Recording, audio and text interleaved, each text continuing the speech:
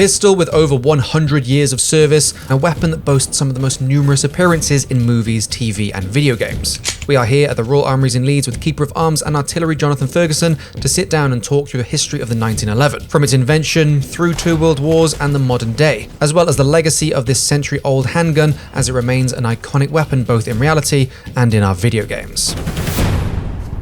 Let's go.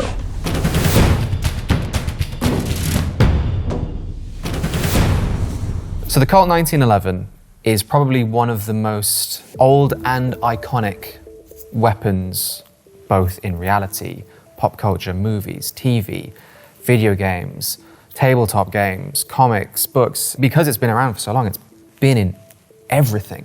But can you give us a little history about this gun?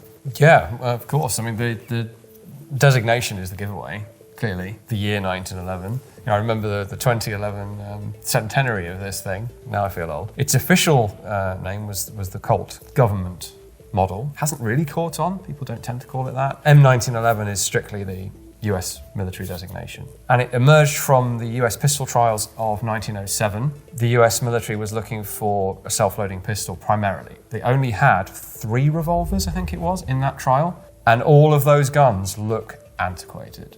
Now, this thing just doesn't. This is a classic piece of industrial design. It sounds pretentious, but it has a sculptural quality to it. I think you're allowed to sound pretentious if you want to. Yeah, if guns can be beautiful, I think the 1911, depending which one, we have a few on the table. This one? Maybe not that one. No? I think you can call it beautiful. Now, tied strongly into that trial was the ammunition. Today, you would start with your requirement, then your ammunition, and then you develop the weapon. And that was true here for not the first time, perhaps, but it's quite early for that.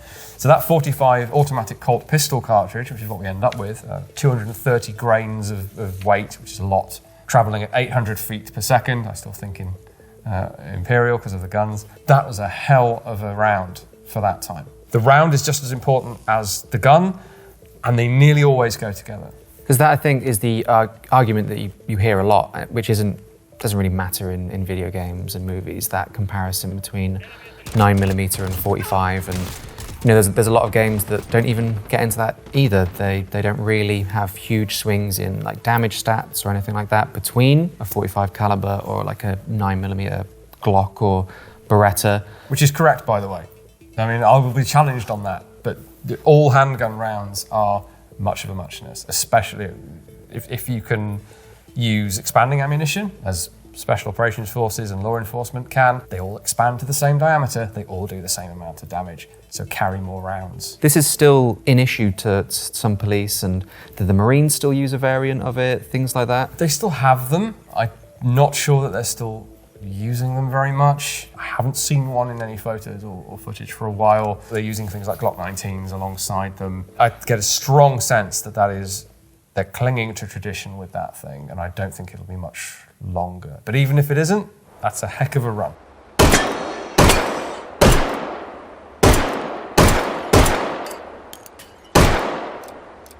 The ergonomics of a modern pistol, again, they come from this. The magazine catch falling under the thumb, the slide release, also, again, falls under the thumb, so does the safety. The sort of unitary slide and barrel arrangement, everything that followed copied this. Just to compare, so this was the model 1905, and it was variants of this that were entered into that trial I mentioned. So it almost looks like a slightly wrong 1911 compared.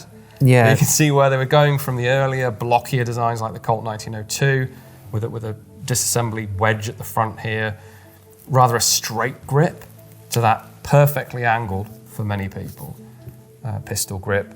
You can just trace so much back to this thing. And I think that sort of implied argument, about stopping power, I think that people, even if they're sort of surface level aware of that argument, might attribute more stopping power to this pistol, even if, like you say, it's not accurate. And I think that's... Well, there's truth to it. In armed forces of nation states that aren't special operations forces or something have to use what we call ball ammunition, full metal jacket. It can't be expanding or anything. So the only way to increase so-called stopping power with a pistol, you can't get the velocity high enough to make any real difference, but you can increase the diameter of the bullet. So compared to a .38 revolver cartridge, a 45 made sense in 1911. So there's truth to the stopping power argument, but it's just kind of been overtaken by technology and events. It's easily, if not in the top 5, the top 10 firearm that's appeared in the most sort of bits of cinema or pop culture. Even back in 1918, it was appearing in propaganda films, and then it's still in games that are coming out this year. Its legacy in reality and in pop culture is enormous.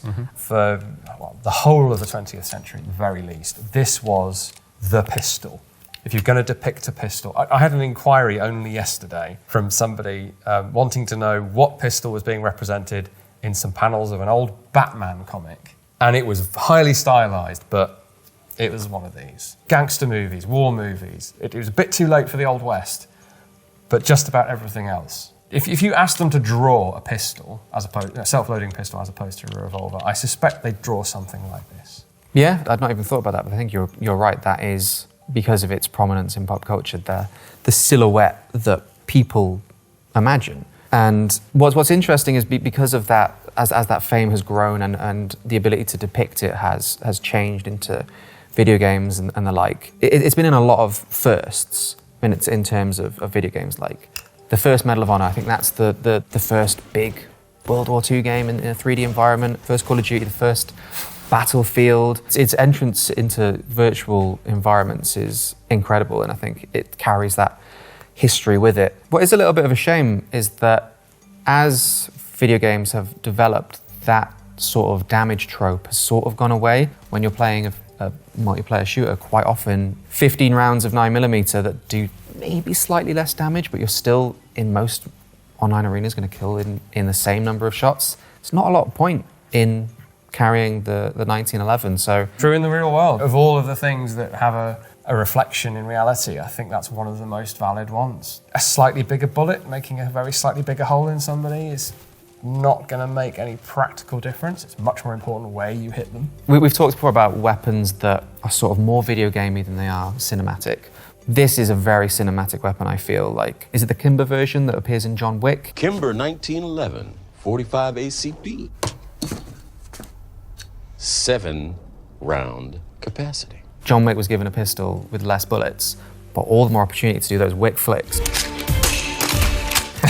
You'll get less Wick flicks with a 15-round 9mm magazine. Yeah, I mean, my only criticism of the John Wick movies is he reloads too much. I mean, it's because he's only got... Regardless of what it is, he has extended magazines and he replaces them far too quickly. And I know why. It's because they watch the dailies. That's an awesome reload. We build that into the narrative that we create in editing. Don't pay slavish attention to how many rounds he fires. Sometimes they do. That's a very sort of modern example of its appearance in cinema. But throw a dart at a board of iconic sort of anywhere from 70s action movies to early 2000s. You throw a dart at all of those movies, you're going to hit a movie that has the 1911 in it. Heat, Al Pacino, he's chosen that weapon because he thinks it's a good weapon. Ronin, Sean Bean makes the remarks, oh, it's an old gun. I actually favor the old 1911 45. Old gun. Criticising the old man's choice of gun, but he's the quiet professional that gets the job done. There's so many ways to use firearms in narrative fashion. Absolutely. In the hands of the Terminator. That's a good gun.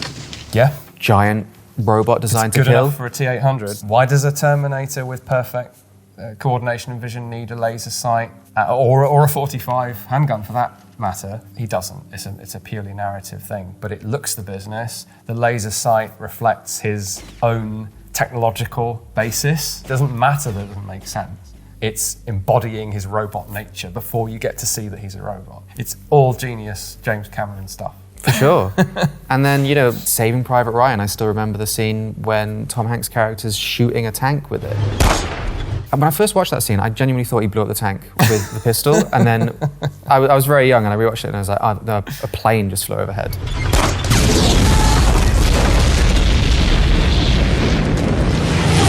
Yeah. If I have one criticism of that scene, it's that I think you ought to be able to see the impact on the hull of the tank. Maybe he's missing. He's very injured.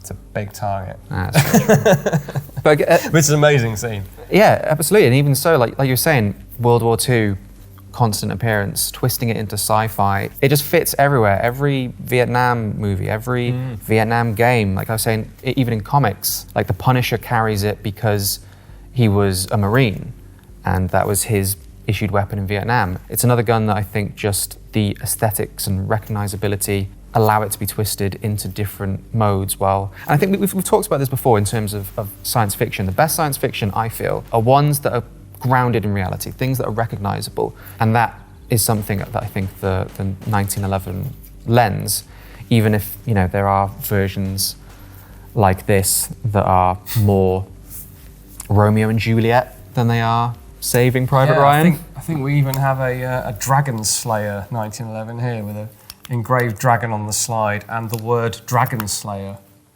on the rear of the slide, just in case you were in any doubt. But even so, like the more esoteric games that allow you to do things like this, or you're firing them at zombies.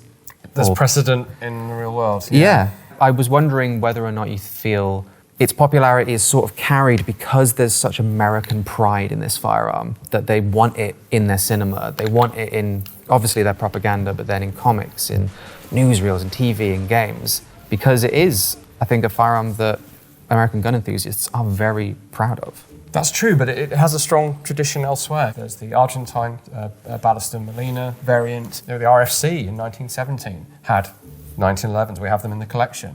And in 1918, when the RAF was created, they are stamped RAF. It was recognised as a very good design early on, and so other countries adopted it. But you definitely can't get away from just how American it is. Like we said, you know, it might be falling out of favour in some elements in the world, and even if their virtual representations are mixed, I can't imagine ever not seeing this firearm on our screens. Neither can I. And they're so robust that they're going to be physically around for a long time, like the AK. See you in Fallout 5, 1911.